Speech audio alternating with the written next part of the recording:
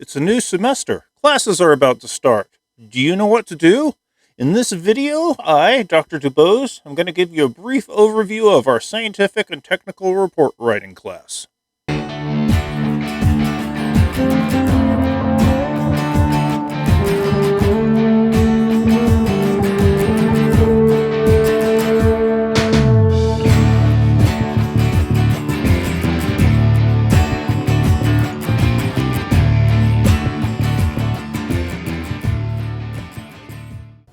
Hi, I'm Dr. DuBose. I'm your teacher for scientific and technical report writing this semester.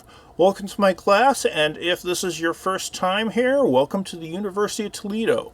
I've already sent out a very brief video, kind of a trailer-like thing for our class, but I wanted to give you something which gives you a slightly more in-depth idea of what to expect, particularly in the first week of class. Before we get going, though, let's go ahead and come out and say it. It's not going to be the average semester. As you all know, we've been in the middle of the pandemic since March, and that's made things really weird. And we're also living in the time of protests, in particular the social justice movement epitomized by Black Lives Matter and the anti-police brutality demonstrations.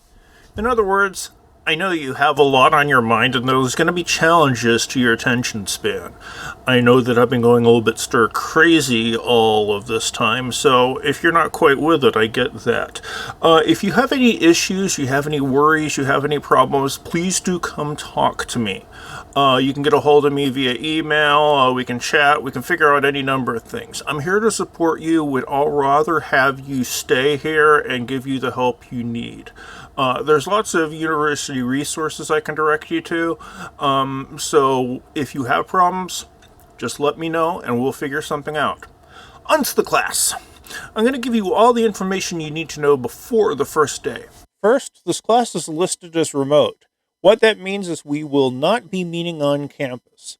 Instead, we're going to be doing all of our work and meeting through the university's Blackboard software. That's a course management software program where we can do everything online. We will, though, still be meeting every Monday and Wednesday at the scheduled time.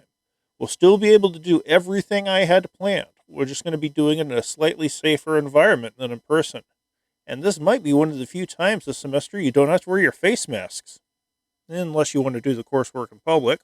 If you've never done an online class before, don't worry. There's plenty of help available for you. UT Online has a help desk that you can get them via phone, email, and I think they even do chat. Information technology has discounted software and hardware. You can get Office 365 free access through them. They also have a lot of tutorials. I'm going to go ahead and put all the relevant links on our Blackboard site so you can access them as you need them.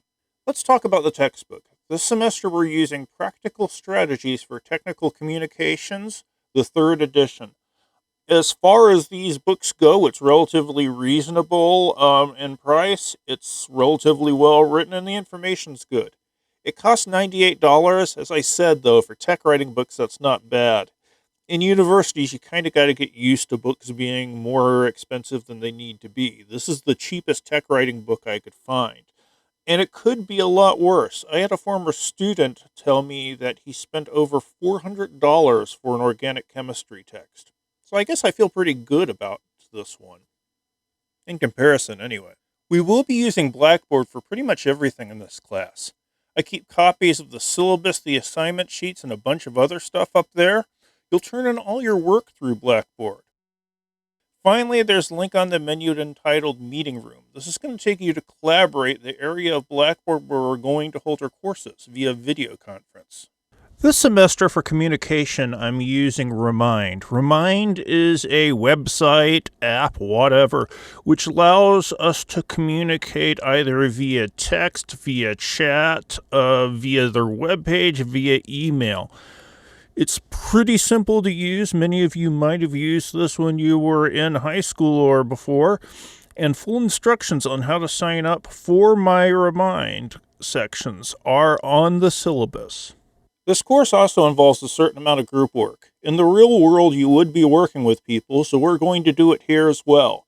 I'm going to place you in groups at the beginning of week 2 And each week you'll have a certain amount of weekly assignments to do with your fellow group members, and you can coordinate all that with them. The major assignments of this course, though, will all be individually composed.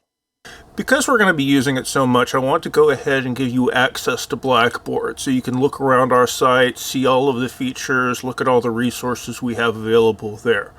I'm going to get you in there a little bit early so you can look around and be ready for class when we start up. At the very least, if you do nothing else, though, you should probably go ahead and get a copy of the syllabus and the major assignment sheet.